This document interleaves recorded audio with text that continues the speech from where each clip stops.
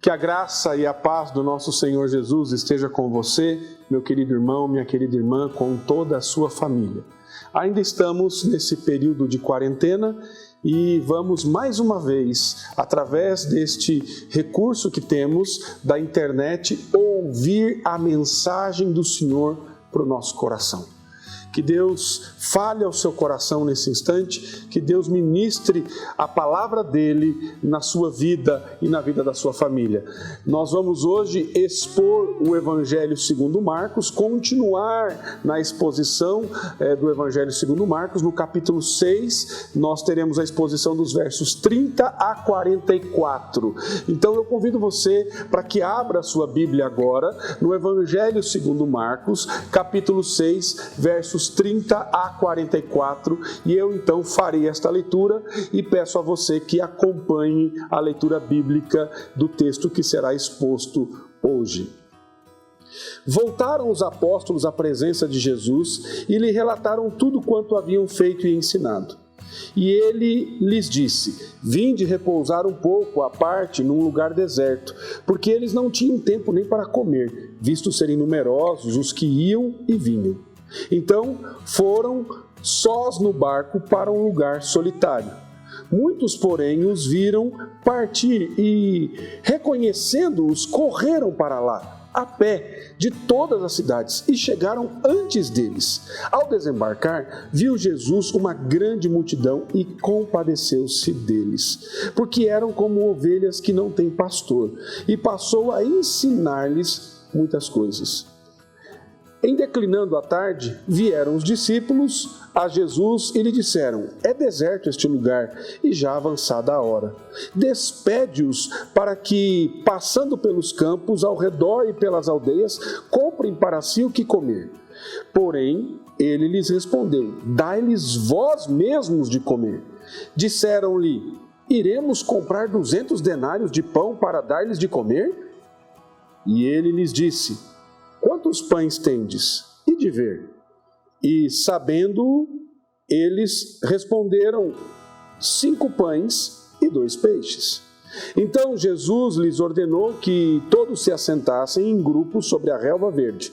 E os fizeram, repartindo-se em grupos de 100 em 100, de 50 em 50. Tomando ele os 5 pães e os 2 peixes, erguendo os olhos ao céu, os abençoou e, partindo os pães, deu-os aos discípulos para que os distribuíssem, e por todos repartiu também os 2 peixes. Todos comeram e se fartaram, e ainda recolheram 12 cestos cheios de pedaços de pão e de peixe. Os que comeram dos pães eram 5.000 homens. Vamos orar e pedir ao Senhor que fale ao nosso coração nesse momento. Feche seus olhos e vamos orar juntos nesse instante.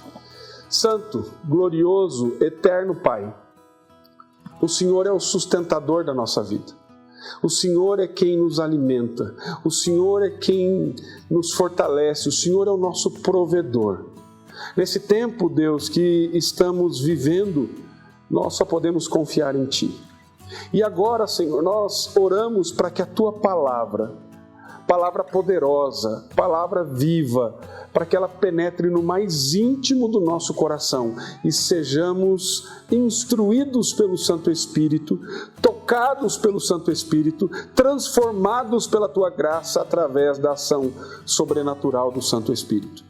Que o Senhor fale conosco, Pai, é o desejo do nosso coração, e que as palavras dos meus lábios, que o meditar do meu coração, sejam agradáveis, Senhor, na Tua presença, meu Senhor, meu Redentor, minha rocha, amado da minha alma, em nome de Jesus. Amém. Eu quero compartilhar uma história com você. Em dezembro de 2018, eu havia planejado tudo. Estava tudo sob controle, sobre o meu controle. Eu e a minha família estávamos de mudança na nossa transição pastoral, saindo da Igreja Presbiteriana da Lapa, vindo aqui para a Igreja Presbiteriana de Vila Pompeia. Trabalhei na IP-Lapa até o dia 13 de dezembro de 2018. Realizei a minha mudança no dia 12 para o apartamento da IP de Vila Pompeia. E a nossa despedida se deu de maneira muito maravilhosa e abençoada no dia 13. Deixei tudo prontinho, tudo organizado para viajar de férias com a minha família no dia 14, segunda-feira. Quando eu estava realizando a mudança no sábado, no dia 12, indo e vindo da casa que eu morava para o apartamento, levando e trazendo coisas, percebi num determinado momento que o ar-condicionado do carro não estava funcionando. E eu pensei, meu Deus, sábado à tarde, ar-condicionado não está funcionando, meus planos já começaram a dar errado, não havia nenhuma oficina aberta para eu poder arrumar meu carro. E aí então eu tive que aguardar até a segunda-feira. Meus planos começaram a mudar num certo sentido, mas ainda estava sob o meu controle. Poderia viajar após o almoço. E foi o que aconteceu. Consegui levar o carro até a oficina, o carro foi consertado, o ar-condicionado consertado, nos preparamos para a viagem, pegamos a estrada sentido ao sul do país, onde iríamos passar as nossas férias, e fomos embora. 2 horas de viagem, estávamos na estrada, ocorreu um acidente na rodovia, e muitos carros começaram a parar, e eu vendo aquela situação também diminuía a velocidade, e aí, logo quando diminuiu a velocidade, escutei um barulho no motor, e uma fumaça subiu, os meninos ficaram com medo, o que será que era aquilo? Parei, abri o capô do carro, fui ver, a mangueira d'água tinha estourado. Eu falei, meu Deus, e agora?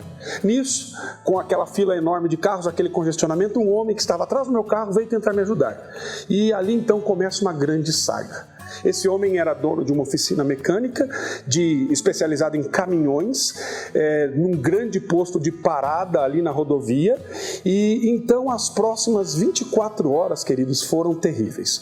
Tive que esperar o guincho, chamar um táxi, arrumar um hotel, e aí então no dia seguinte fomos lá para essa oficina, nesse grande posto, e tinha lá, graças a Deus, um excelente restaurante, o calor era absurdo, minha esposa e os meus pequenos ficaram lá no ar-condicionado e além disso tinha um grande brinquedão para as crianças se divertirem e desfrutarem ali de comidas deliciosas naquele restaurante. Eu estava o tempo todo tentando controlar a situação, tentando manter as coisas sob controle, fazendo com que os mecânicos arrumassem meu carro, conversando com eles, mas foi um momento ali muito tenso, muito complicado. E para ajudar a mecânica, como eu disse, ela era especializada em caminhões e não tinha nenhum mecânico lá que entendia muito de carros pequenos. Até que na hora do almoço, por meu alívio, apareceu um mecânico que não trabalhava lá, mas era especializado em carros pequenos e começou então, contratado por essa mecânica especializada em caminhões, a trabalhar no nosso carro. E aí a minha sensação de controle, ela voltou. E eu pensei, agora vai dar certo o negócio. Mas não foi assim, querido. Ele arrumou o problema, daqui a pouco apareceu outro, e chegou um momento em toda essa situação que eu desabei. Eu comecei a chorar, eu comecei a clamar ao Senhor, eu disse, Deus, por favor, me ajude, por favor, Senhor. E por fim, graças a Deus, tudo se resolveu, o rapaz conseguiu arrumar o carro, e quando já era noite, 24 horas depois de quando o carro quebrou, seguimos viagem para nossas férias e pela graça de Deus tudo ocorreu bem. O que isso me ensinou? Que simplesmente, queridos, não sabemos o que vai acontecer daqui a pouco, a seguir, amanhã, semana que vem. Diante disso, eu quero convidá-lo a refletir nesse texto sobre o seguinte tema: não sabemos o que vai acontecer amanhã. Nós não sabemos o que vai acontecer daqui a pouco, amanhã, daqui a um mês. Quando nós olhamos para esse texto, o texto que nós lemos, essa é uma história familiar para nós. É a primeira multiplicação de pães e peixes. Eu gostaria que você pensasse comigo aqui sobre essa narrativa do Evangelho de Marcos e a diferença lá com o Evangelho de João nesse mesmo episódio. Lá no Evangelho de João, todo o movimento da multiplicação de pães e peixes e o alimentar daquelas pessoas leva à revelação de Jesus como o pão da vida. Lembre-se que termina com ele dizendo: a menos que você coma a minha carne e beba o meu sangue, você entrará no reino dos céus. Eu sou o pão da vida.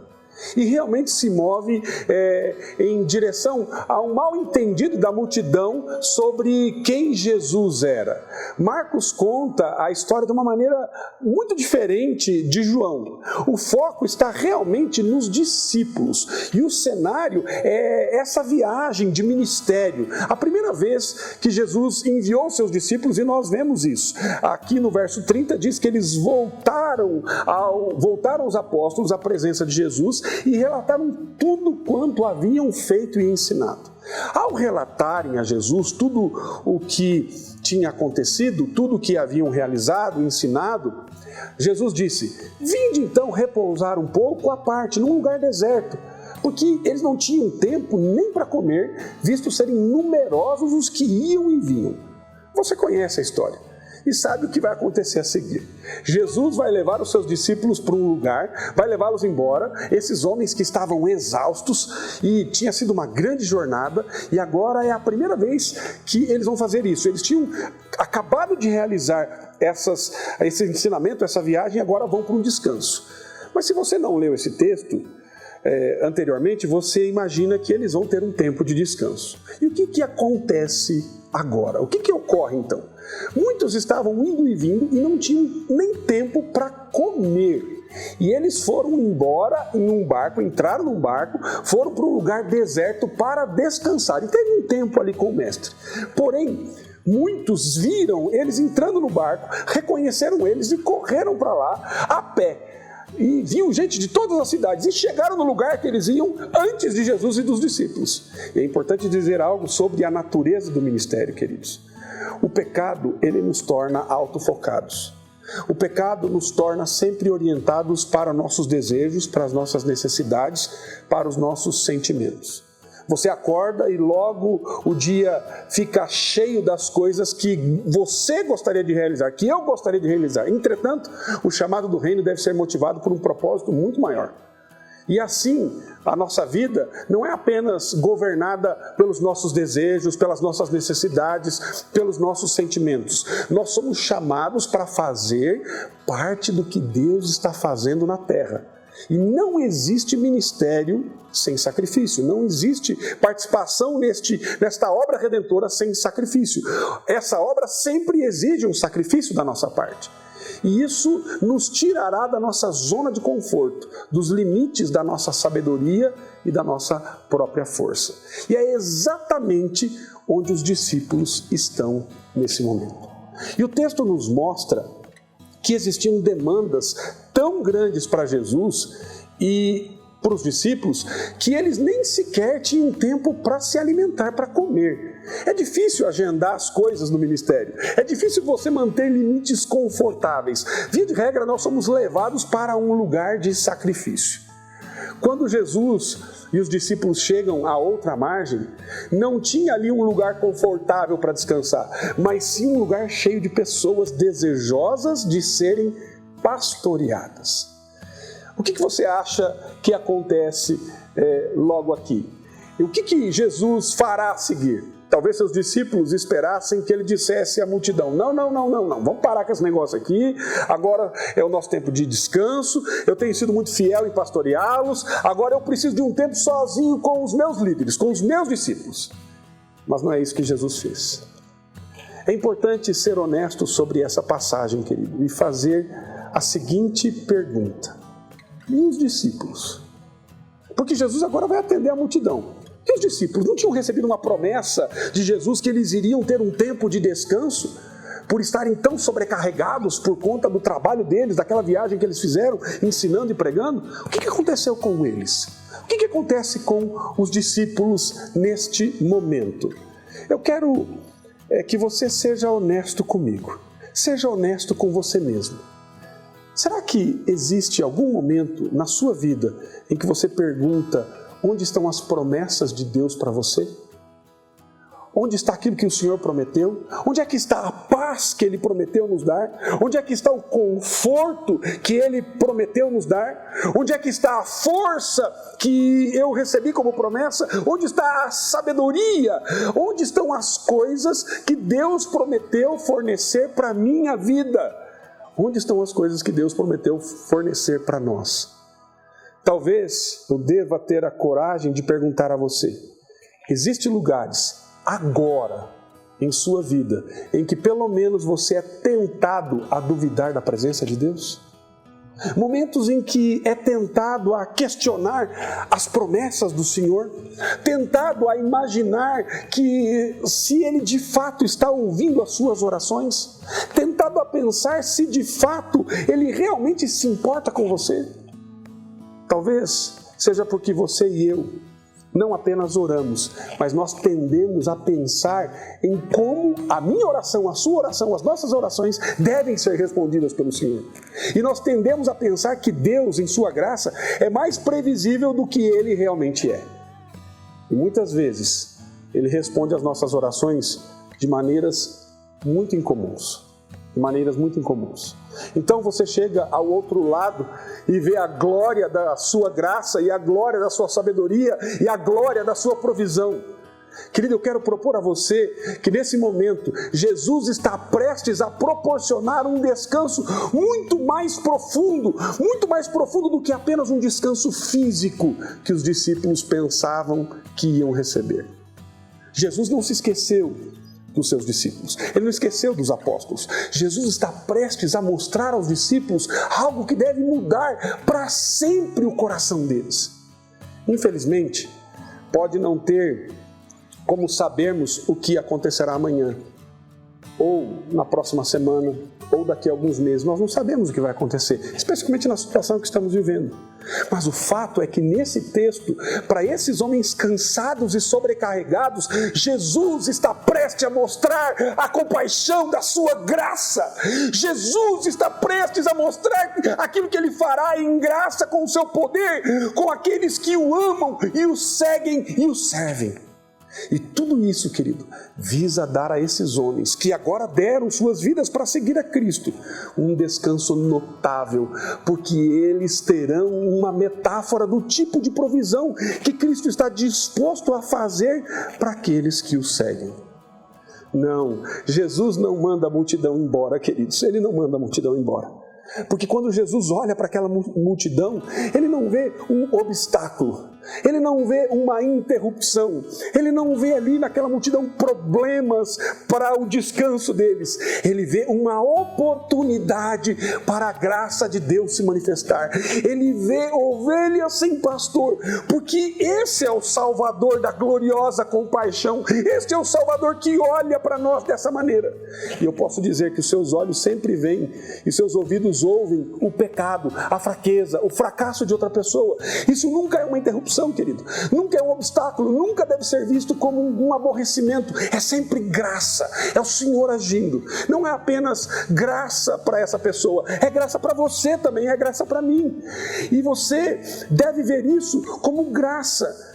Se você, querido, é casado e logo pela manhã sua esposa quer ter uma conversa séria com você, como é que você responde a isso? Como você responde a esse momento de necessidade da sua esposa? Se você é pai e tem dificuldade numa madrugada com os seus filhos, como é que você responde a esse momento de necessidade na vida dos seus filhos? Se você planejou um dia de descanso e um dos seus irmãos e irmãs chamam você para você dar ajuda a eles no momento de dificuldade, como é que você responde a esse momento de necessidade dos seus irmãos?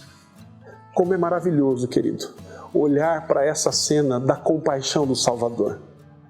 Ele não apenas olha para essas pessoas e vê essas pessoas como interrupção, como um problema, mas ele olha para elas e vê pessoas, ovelhas que estão sem pastor. Com certeza você conhece a metáfora sobre as ovelhas. Ovelhas são sempre dependentes. Ovelhas não se dão muito bem sozinhas. Ovelhas não se alimentam bem sem uma direção.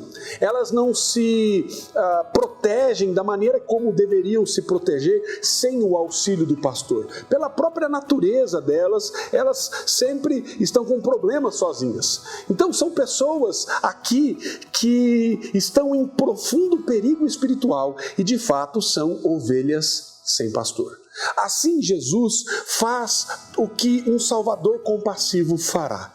Ele começa a ensiná-los, ele começa a nutri-los, ele começa a trazer nutrientes do Evangelho e do Reino para a vida dessas pessoas.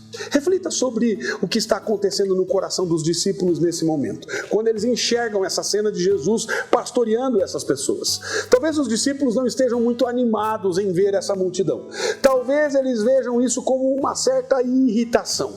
Talvez estejam decepcionados agora com o que Jesus está fazendo. Talvez estejam se perguntando: onde onde está o que nós estávamos esperando? O nosso descanso, as nossas férias depois do nosso árduo trabalho. E a forma de Jesus ensinar parece um ensino bastante extenso. Os discípulos realmente veem uma oportunidade, mas não é uma oportunidade para um ministério. Olha o que acontece na sequência do texto. No verso de número 35. Em declinando a tarde, vieram os discípulos a Jesus e lhe disseram: é deserto este lugar, Senhor, e já avançada a hora. Despede-os para que, passando pelos campos ao redor e pelas aldeias, comprem para si o que comer. Os discípulos veem agora uma oportunidade. E essa é uma maneira lógica de nos despojar, de mandar embora, de se livrar daquela multidão. É como que se os discípulos dissessem da seguinte maneira: Jesus, olha, é o seguinte, nós amamos o Senhor e nós temos um plano maravilhoso aqui, exposto pelo Senhor. O Senhor está nutrindo essas pessoas no Evangelho, o Senhor está ensinando, pastoreando o coração dessas pessoas, mas ok, o Senhor cumpriu o seu dever de Messias. Agora, já está tarde, eles estão com fome, não há lugar para comer aqui, esse lugar é deserto, mande eles embora, para que eles passem nos campos e nas aldeias e comprem comidas para eles. E Jesus diz algo notável aos seus discípulos: dai-lhes de comer vós mesmos. Dai-lhes vós mesmos de comer. Se essa for a necessidade deles, vocês podem alimentá-los. Deem algo para eles comerem. Agora imagine o que está acontecendo na mente dos discípulos neste momento, queridos. Eles não estão apenas ali, eles não apenas providenciaram o resto que pensavam e desejavam, né? Não aconteceu aquilo que eles queriam, mas Jesus agora lhe impõe um fardo de alimentar aquelas pessoas e aquela grande multidão. E lembre que tem 5.000 pessoas ali, 5.000 homens, fora as mulheres e crianças. E de novo esses discípulos serão chamados por Cristo para fazer coisas por si só que não tem a capacidade de fazer, porque eles não são o Messias, eles são ferramentas nas mãos do Redentor. E os discípulos dão uma resposta muito previsível diante dessa colocação de Jesus: iremos comprar 200 denários de pão para lhes dar de comer? Eles estão dizendo: Jesus, se gastássemos todo o salário de um dia, provavelmente não conseguiríamos alimentar essa multidão. Do que o senhor está falando? Eu não estou entendendo. Eu estou pedindo para mandar essa turma embora e o senhor está dizendo para a gente alimentar eles. Como é que nós vamos alimentar essas pessoas? Como que nós vamos dar comida para toda essa gente? E Jesus pergunta: quantos pães tendes? E de ver. E sabendo eles, responderam: 5 pães e 2 peixes. Jesus não está nem um pouco chateado com isso, com essa pouca comida. E ele diz então a multidão para se sentar, divide-os em grupos de 100 em 100, 50 em 50, pega os alimentos, ora e abençoando aquela comida, distribui. E foi o suficiente para alimentar 5.000 homens, 5.000 pessoas, 5.000 homens ali, e sobraram 12 cestos cheios. E os discípulos aqui agora presenciam uma gloriosa metáfora do Evangelho, porque o nosso Salvador compassivo, ele exercerá o seu poder para trazer provisão abundante. Ele atenderá todas as necessidades. A sua graça, querido, é suficiente. O seu amor, ele é abundante. Você não precisa ter medo. Não importa o quanto esteja sobrecarregado, cansado. Não importa o quanto você esteja enfrentando as situações difíceis. Não importa o que virá no dia seguinte. Não importa o quanto esteja confuso com a vida. Se você é filho ou filha de Deus, nós temos um Redentor poderoso e compassivo, e Ele atende às nossas necessidades. Ele tem toda a criação sob o seu controle, Ele tem todo o poder, além do nosso entendimento. Ele tem amor pelos seus eleitos, e Ele faz muito mais do que podemos pensar ou imaginar. Ele tem compaixão profunda, pessoal, específica, e Ele atenderá todas as nossas necessidades, as nossas reais necessidades. Jesus desejava para os seus discípulos não apenas descanso físico, mas um profundo e permanente descanso do coração. Meu amado irmão, o que nos deixa cansados não é o trabalho físico. O que nos deixa cansados é o cansaço do coração. O que faz com que as pessoas se esgotem? Não é a exaustão física. O que faz com que as pessoas se esgotem é o cansaço, é o desânimo e os problemas do coração. Isso é o que Jesus deseja dar aos seus discípulos nesse momento. Ele quer dar um descanso do coração, não um descanso físico simplesmente. E ele mostra essa espantosa demonstração da sua capacidade de prover, de sustentar. E então aqui nós vemos um verdadeiro descanso. Este é o verdadeiro descanso. Não importa onde você esteja, querido, não importa quem você seja, não importa o que eu chame você para fazer, eu estou com você e tenho a vontade de prover abundantemente para a sua vida. É o que diz Jesus para nós. Vou alimentá-lo além de qualquer coisa que você possa imaginar. Querido, eu quero lembrá-lo de uma equação muito importante. Nós já falamos sobre isso há algum tempo atrás. E essa equação é a seguinte: poder divino mais compaixão divina é igual a tudo aquilo que você precisa. Vou repetir: poder divino mais compaixão divina igual a tudo aquilo que você precisa. Se Deus fosse apenas santo, poderoso e soberano e não tivesse compaixão, nós estaríamos condenados. Ninguém jamais correria para Ele. Ninguém jamais encontraria esperança neste Deus. Mas a sua compaixão significa que a soberania é exercida para o nosso bem. Esse poder é liberado para a sua provisão. A santidade é o que leva Deus a enviar o seu Filho para que a sua santidade não precise ser comprometida. Assim, através da vida santa de Cristo, da justificação, do perdão, da retidão que nós recebemos, que é oferecido a nós como seus eleitos, nós recebemos isso. E na cruz, nós vemos a santidade, o poder, a soberania e a compaixão se reunindo na salvação dos eleitos. Infelizmente, os discípulos estavam lutando para entender o chamado, lutando para entender aquele que se deu a conhecer a eles, que os havia escolhido para serem seus, para serem dele. E infelizmente a vida deles ainda era uma vida de confusão, medo, de mal entendido, de pânico, de decepção. Você vê isso retratado ao longo desse evangelho, especialmente no evangelho de Marcos.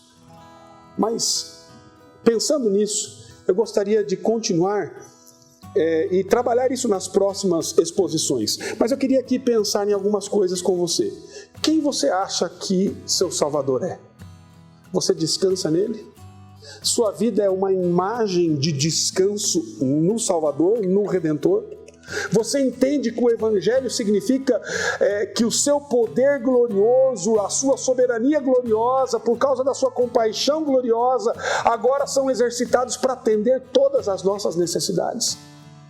Se essa é a necessidade dos discípulos para um descanso mais profundo, ou a necessidade dessas ovelhas sem pastor para serem nutridas com o Evangelho, ou a necessidade dessa multidão por alimento físico, Ele supre todas essas necessidades. Jesus é um Salvador compassivo e cumprirá todas essas necessidades por sua graça. Quais necessidades você tem hoje, meu amado? Quais necessidades você tem hoje? Talvez você esteja como uma daquelas ovelhas sem pastor. Se você estiver assim, reconheça o Salvador compassivo. Confesse a sua necessidade de abraçar a sua graça, de abraçar o Redentor. Talvez você esteja cansado, como diz o versículo de Mateus, cansados e sobrecarregados. Não fuja do seu Salvador, meu amado. Não fuja dele, corra para ele, vá até ele, abrace-o, descanse nele, tenha sua vida totalmente consagrada a ele. Talvez seu coração, querido, não tenha esse descanso mais profundo e você esteja nesse momento sendo necessitado de ser lembrado que o seu Salvador se comprometeu comigo e com você. E Ele fornecerá aquilo que é necessário, aquilo que é necessidade real nossa. Lembre-se, poder divino mais compaixão divina igual a tudo o que nós precisamos. Ele nos sustenta, Ele nos fortalece, Ele nos guia, Ele é que nos dá paz em meio à guerra que estamos vivendo. Ele é que nos dá esse descanso eterno, o descanso para o nosso coração. Que Deus abençoe a sua vida, meu querido, em nome de Jesus.